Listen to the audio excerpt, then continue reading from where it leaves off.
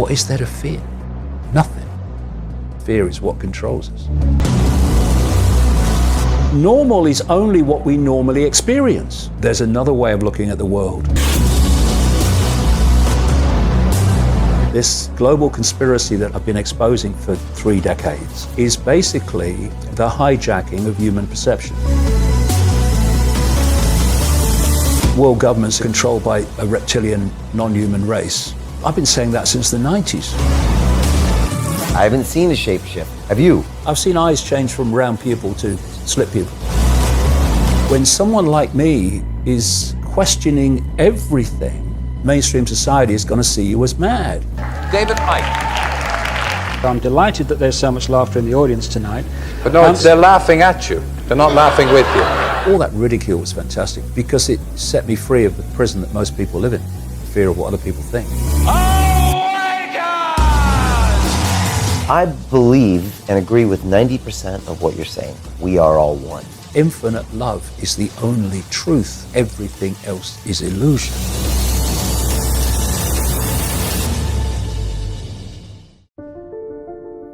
They say that the human race is doomed, that we have lost touch with our true nature, that the media has corrupted us, and that the planet has no future. I disagree. I believe that humanity is full of hope, and that our salvation lies within each one of us. My name is Brian Rose, and my job is to listen, the oldest method of learning known to man. Each week I seek out individuals that are changing the world, people who are living and thinking in a different way. Their stories will challenge your beliefs, make you question your choices, and perhaps inspire you to change. I never planned on doing any of this, but now I can't stop. Join me on this mission and make humanity something we can all be proud of.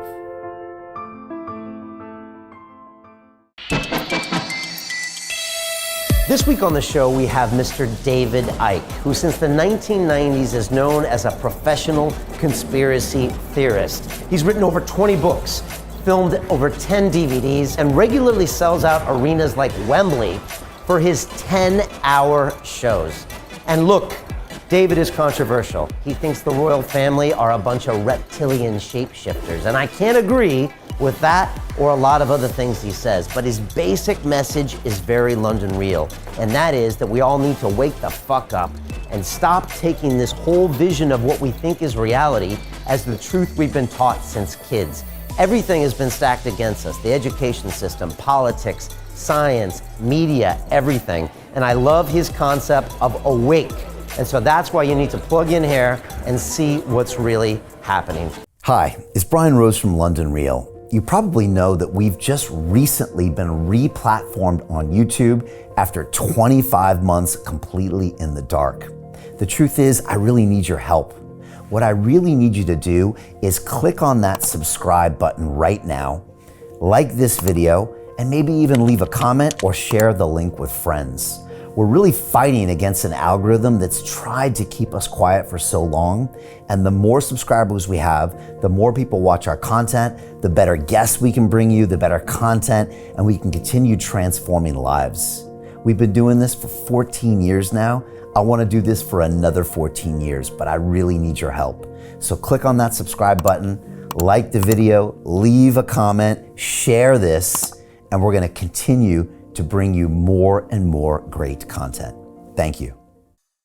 This is London Real. I am Brian Rose. My guest today is David Icke, the English writer and public speaker known since 1990s as a professional conspiracy theorist, calling yourself a full-time investigator into who and what is really controlling the world.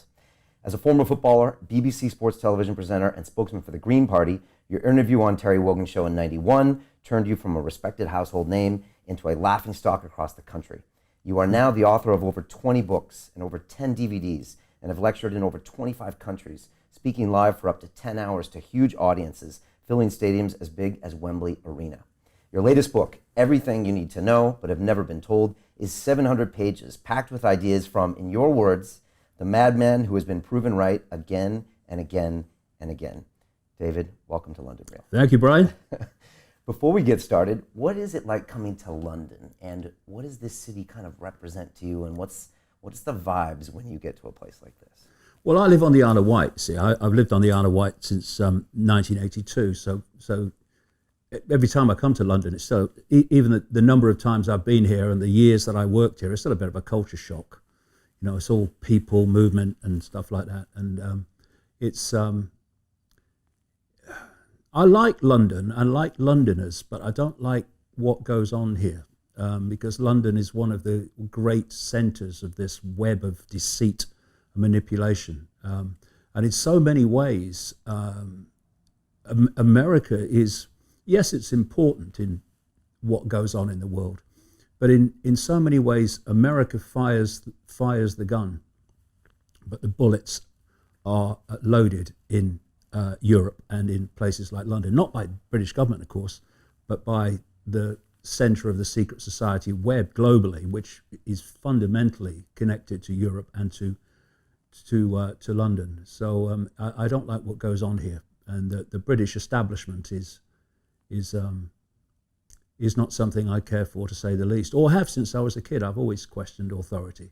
I always feel that authority should command respect by its actions, not demand it just because it's authority. But that seems to be the way things happen and the way things work.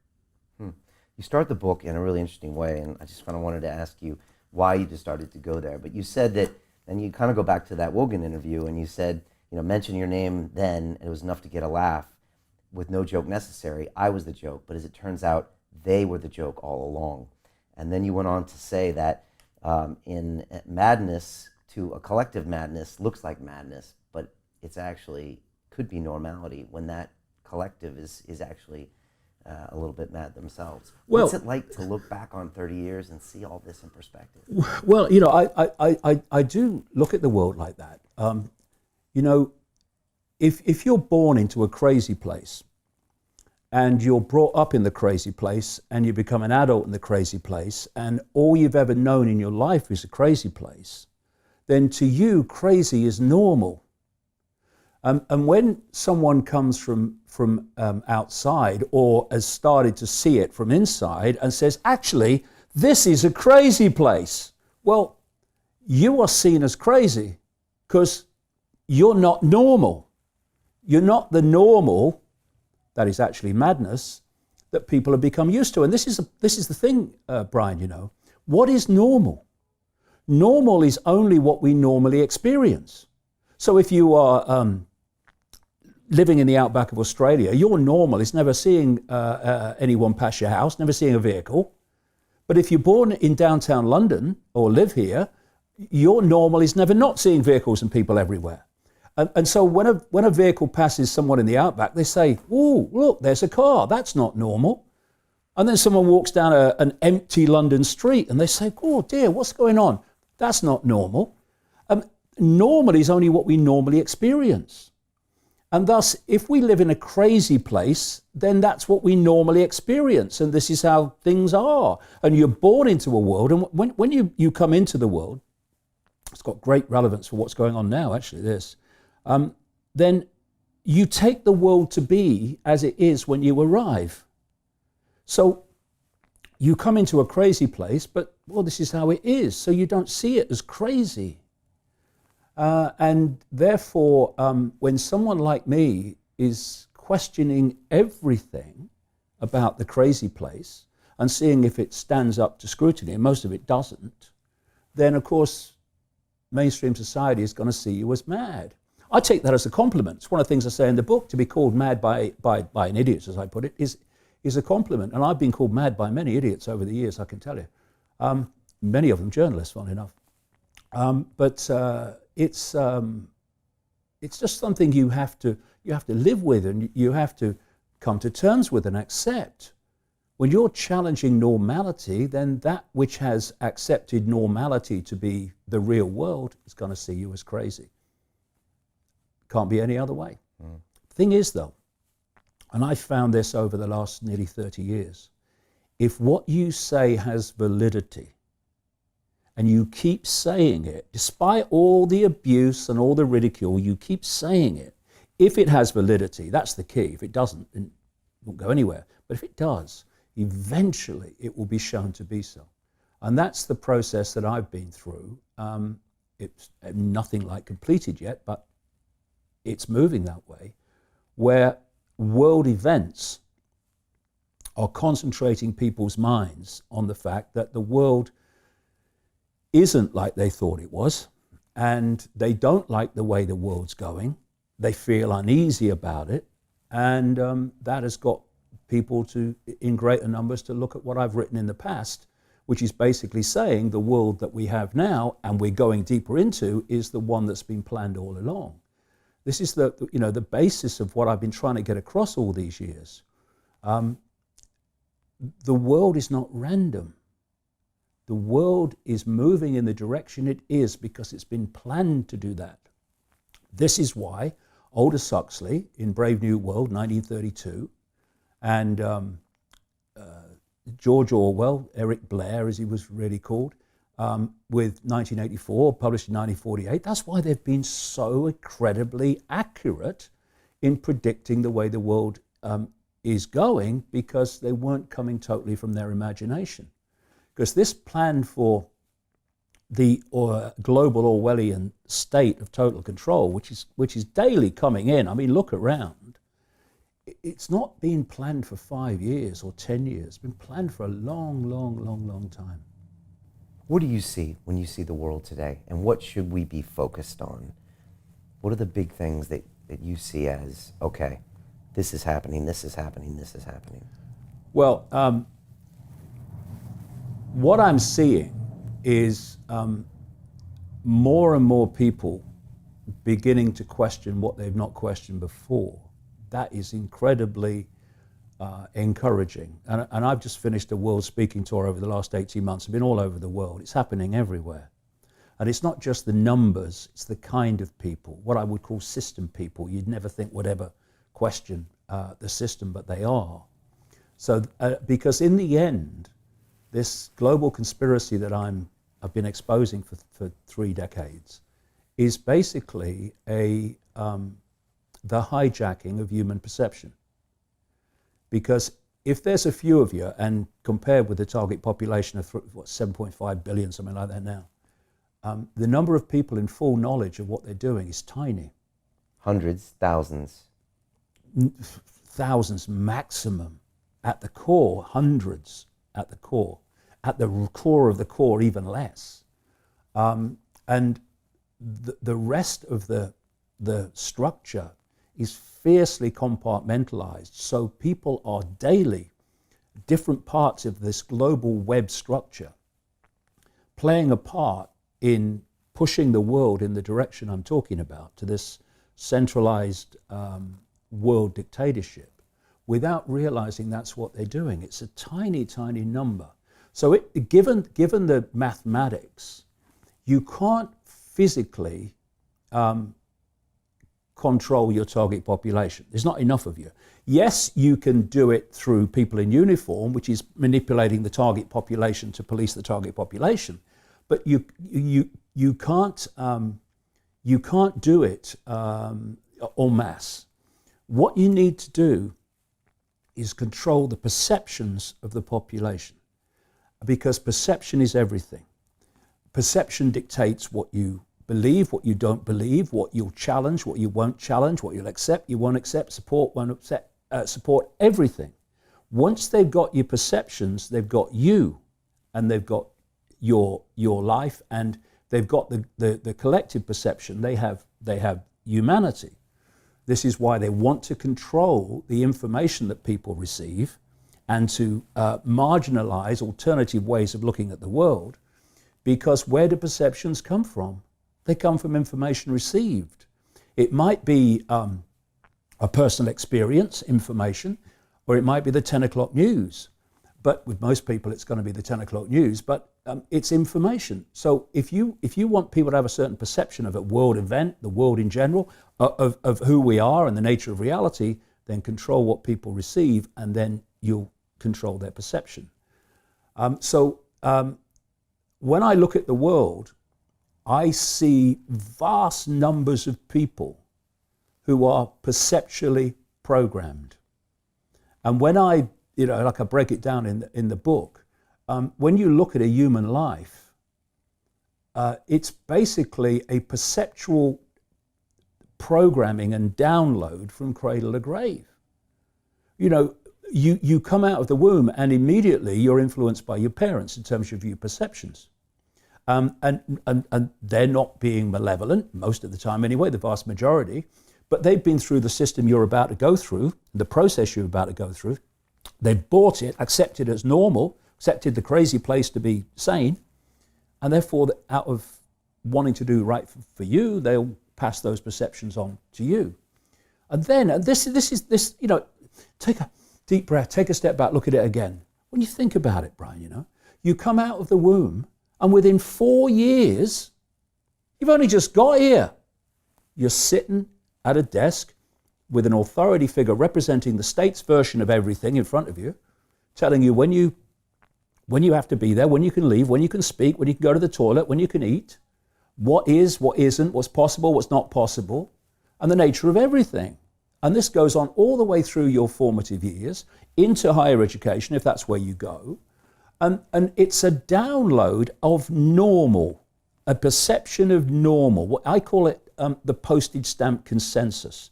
It's a narrow band of sense of the possible, which has basically been repeated, one of the greatest forms of mind control, repetition, repetition, repetition, all the way through your formative years.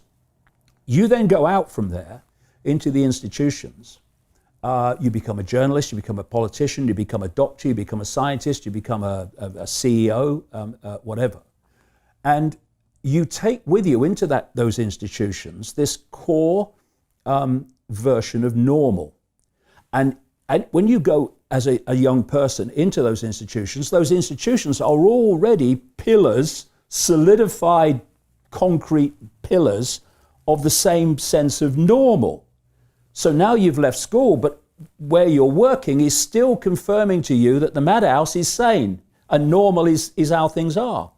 A journalist who's doing a story on a medical condition will not go to a complementary practitioner who may have had great success in treating the particular ailment they're writing about. They'll go to a doctor, and the doctor will give him the song sheet, postage stamp consensus version of that problem. And so normal are kind of what we believe about medicine, everything. Capitalism, government, all of these things are these normals that we've been programmed. Because it's basically, Brian, all people here.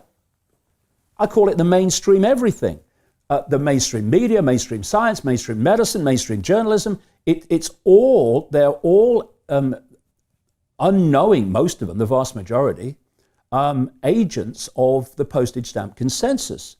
Then you add the fact that the global media, now 24/7, is reporting world events constantly, in all their multiple different ways, from the same postage stamp normal.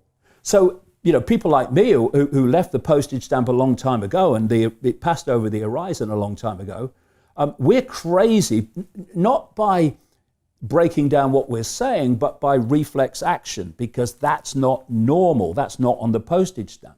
Then you look at politics, and we got a choice between left, right, and centre, what's called the political class. That's very, very true, political class, but I would call it something else. It's the postage stamp consensus political class, because the left in politics is on the left of the postage stamp, the centre somewhere in the centre, and the right's on the right of the postage stamp. But they're all on the postage stamp, still coming from this perception of normal that is about, use another analogy, about the size of a pea. So it's the illusion of choice. Yeah, exactly. And then you have peer pressure, because all those people who, the vast majority, have accepted this download of normal, with the blinkers on, I have no problem with that. If you want to give your mind away to someone else's perceptual program, fine. The problem comes when those people think that they can then dictate, ridicule, intimidate those that have a different view. Because that's psychological fascism for me. If we're going to have a discourse, we should have all opinions in the discourse. But this is not what happens. The postage stamp consensus is policed by those that have downloaded it and accepted it. For a long time, I've used the analogy of sheep and the sheepdog. You know, people laugh at sheep because they follow the one in front and they follow the shepherd, and then they run away from the sheepdog, symbolic of fear. But humans have out-sheep the sheep. We don't even need a sheepdog. We police each other. You can't say that. What will your mother say? What will the people at work say? I don't care. I don't care what they say. They have a right to believe what they believe, but actually, funnily enough, so do I, even if it's different. So the stadium in which this control of humanity is played out is in human perception. And what's happened over the last few years, because when I started out nearly 30 years ago, there was no alternative media. You know, I mean, for young people today, they might find this kind of seriously ancient, but unbelievable. But when I started out doing what I do, you communicated by printing off leaflets and handing them out in the street. There was no internet. But as this has grown, and the internet has grown, there has been, and this is the key, there has been an alternative source of information to the postage stamp consensus. Now, to be honest, I think that one of the drawbacks, or not drawbacks, no, one of the limiting things about the alternative media is that much of that still comes from the postage stamp consensus. It might be right beyond the far edge, but it's still on the postage stamp consensus. This is why much of the alternative media dismisses and has ridiculed me over the years as much as the mainstream has. So I don't think it goes far enough in delving into things like the nature of reality, which has fundamentally importance to human freedom. But when you look at how this alternative information has actually given people another way of looking at the same thing, another way of looking at 9/11, another way of looking at the banking system, another way of looking at terrorist attacks and what they use to justify. And people have got more streetwise.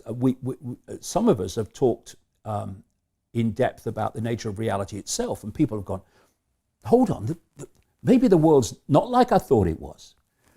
And what this has done has, not in its entirety, but it's been massively influential in triggering this gathering reassessment of what people perceive about the world, about themselves, about world events.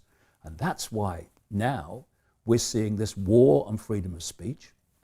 We're seeing the Silicon Valley giants in the devil's playground, more and more algorithmically controlling the flow of information, using hoaxes like fake news, because they don't want this information circulating, because their perceptual imprisonment is being unraveled by alternative information. And we are now at a point where the efforts to suppress alternative information are going to get hysterical. They already are.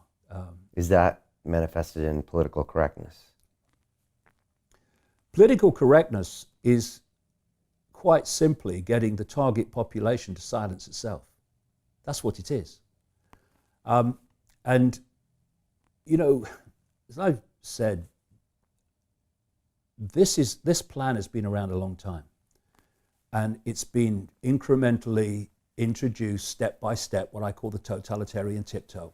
And every step has been projected and promoted as unconnected to the other steps. But when you start seeing patterns, you can see it But they didn't plan on the alternative media, or did they? Well, yeah, I'll come to that. Okay. I think they were surprised by it, that's an interesting point, an interesting story. But what I was talking about there was the way this has been incrementally done and has been brought in step by step by step. And where it's meant to end is with the total control of human perception. Up to this point, they have manipulated human perception by manipulating the information people receive. The plan is to go beyond that, where they are the perception. And what I'm talking about, of course, is artificial intelligence, which brings us back to the devil's playground, Silicon Valley, because that is increasingly the center. In the shadows is where it's coming from. But in terms of the world that you can see, Silicon Valley is becoming the center of global control. Not only is it driving, people will be shocked to see how deep Google, oh, it's just a search engine, and Facebook, oh, it's just a social media platform. To see how deep they are in the transhumanist agenda of connecting the human brain to artificial intelligence, so that artificial intelligence becomes the human mind. And that's not me pulling this out of the ether. I'm quoting there a Google executive, Ray Kurzweil, one of the global PR men for Frankenstein. Is he a Google exec? I know he's at Singularity University. He's a Google exec at the Singularity University. Okay. And he has said that by 2030, and that's a date, a year that keeps coming up again and again, 2030, the human brain will be started to be connected to artificial intelligence. And I'm quoting Kurzweil here. And then artificial intelligence will do more and more of human thinking until there is no human thought and artificial intelligence is doing it all. Now, why are they openly saying this now? Because the sales pitch is it will make us superhuman. So isn't that great? And all this getting the population, especially the young, or will be the adults then, addicted to technology is all about the here, kitty, kitty, kitty, preparing people to accept this. So you've got that agenda at the end of this road of the human mind as we know it being replaced by artificial intelligence. But out of the same, as I was mentioning a few minutes ago, out of the same devil's playground, Silicon Valley, is coming the Google, Facebook, etc., algorithmic censorship more and more of the alternative media using various excuses. Because what they do is this, they'll give you an excuse, oh, we've got to stop jihadis. Okay, right. So, oh yeah, we'll stop jihadis. Okay. And then they widen it and widen it. It's not jihadis anymore, it's people like me. It's and other people that are questioning the official narrative, and they pull them in. So the alternative media is under tremendous pressure now and suppression because it's challenging the narrative, and that changes perception. Change perception, you change the world. Did the Illuminati, I don't know what we call them, did they see the devil's playground coming? Or is the technology a bump in their plans? Oh, they created it. They created it. You see, this is another... What do we call them? Because when you talk about the reptilian shapeshifters, even in your live events, you say, okay, here we go.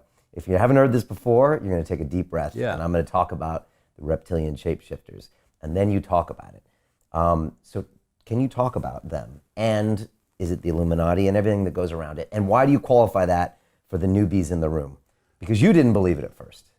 Well, I did not believe it. I just put it on the back burner and when I first started hearing this information. That's what I do.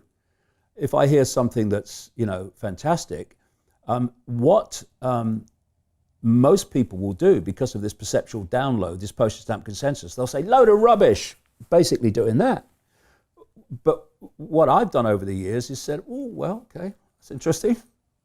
So we'll put it on the back burner and we'll see what else comes. And then more information comes, and then you go somewhere else, more information comes from unconnected sources over a period of time. And eventually it crosses the line where you think, look, there's something going on here, because this is just too much now. I've got too much information, too much corroboration, too much supporting evidence and experience.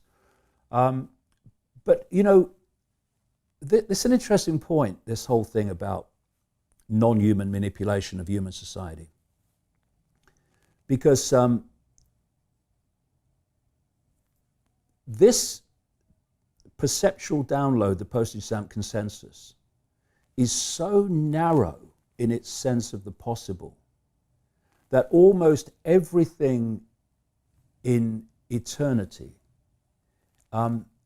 is rejected by the postage stamp, by reflex action. One of the things you get is, oh, I bet you believe in little green men and all this stuff.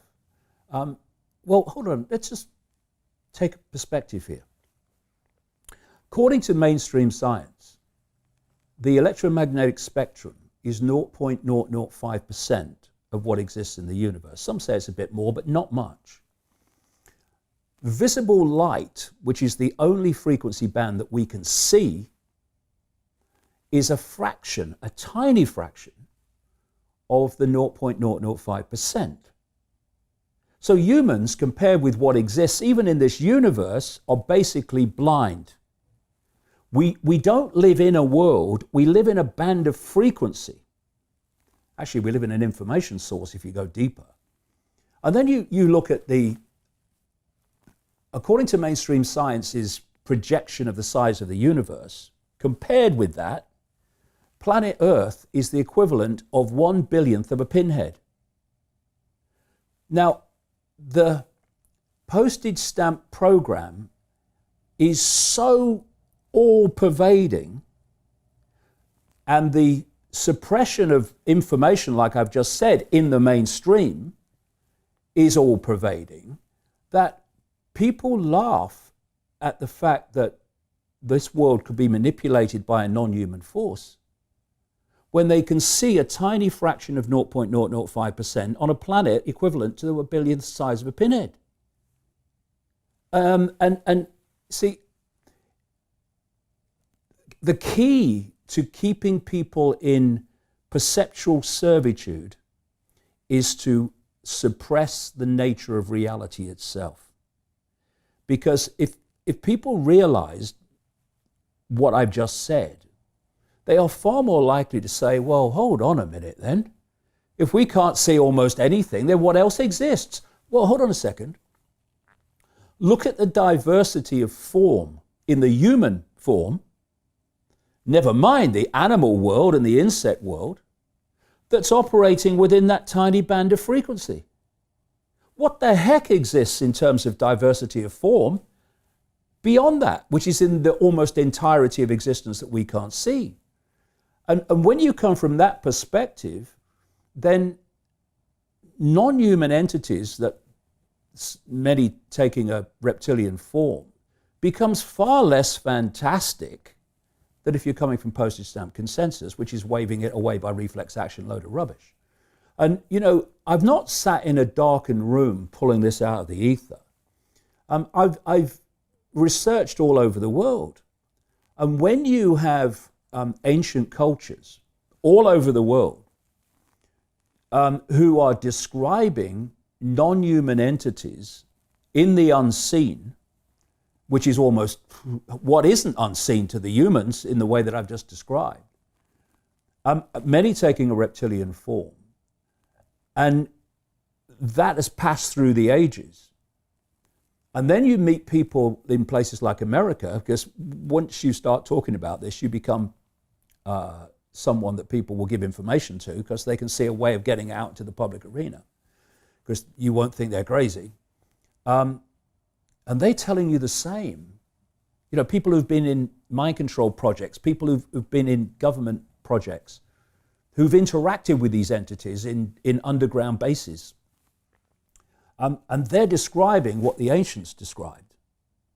When you've got this man who's unfortunately just died in his 90s, William Tompkins, writing a book in 2015 describing how he was seconded in 1942 into a top secret naval intelligence operation in America based at the naval base at San Diego, where his role, or the role of that organization, was to interact with non-human entities.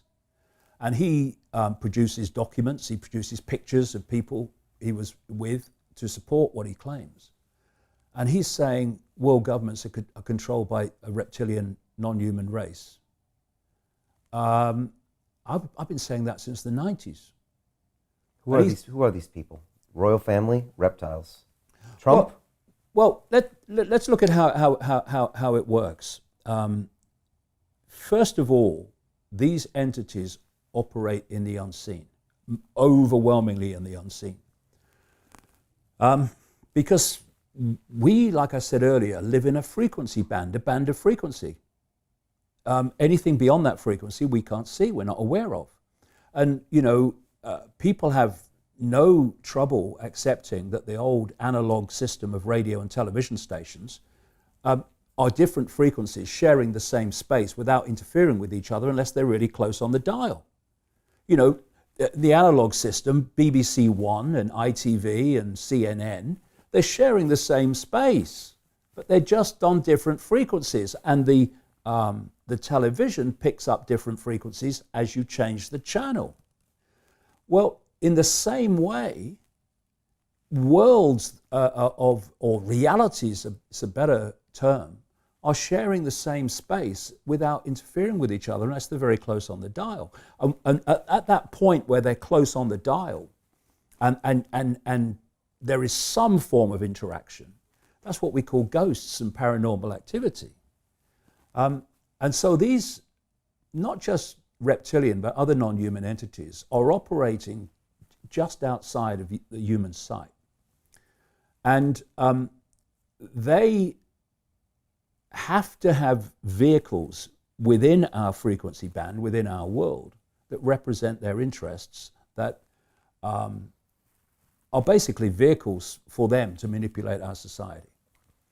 And so particular bloodlines were created that are hybrids, part reptilian, not always reptilian, but part reptilian, part human, which is the origin of the royal aristocratic bloodline whole order of the ages.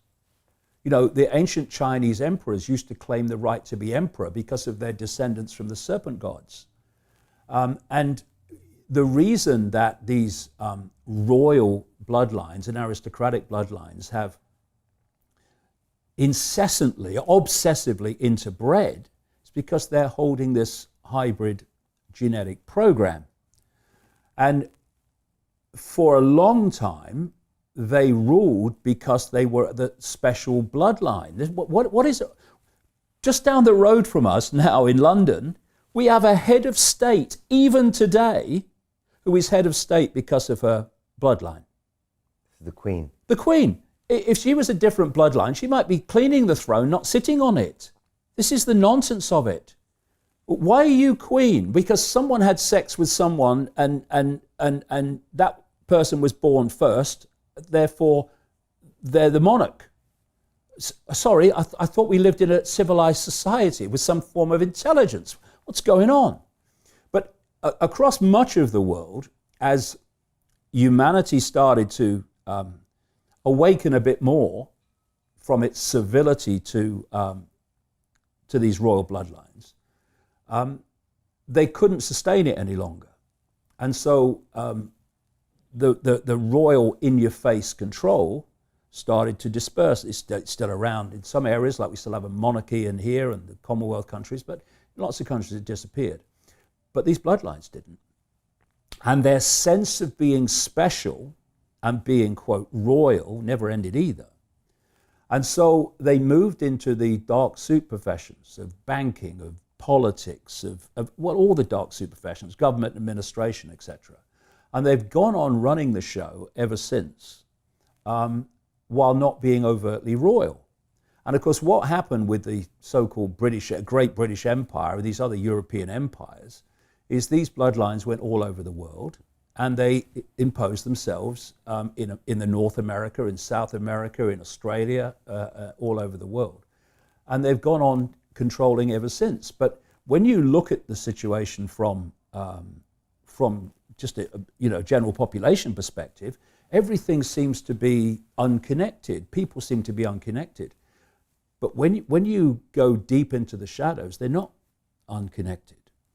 What you have is a structure, a global structure, which is like a spider's web. A very good way of describing it. At the center is the spider. That's this reptilian and other non-human force, which is operating in the unseen. The strands immediately around the spider are the most exclusive secret societies. Such as?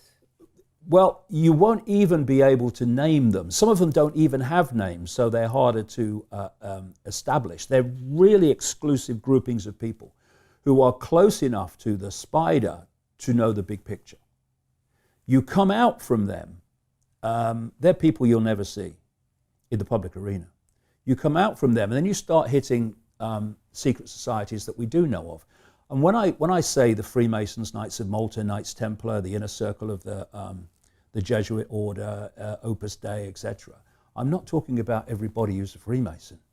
Nothing like. These structures, not these secret societies, are fiercely compartmentalized. You're looking at the inner core of these organizations, not most of its membership, who are clueless about what that organization is really about.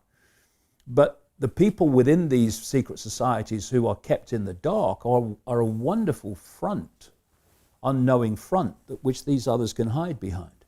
So you keep coming out from the spider, and eventually you hit what I call the cusp organizations, where the hidden meets the seen.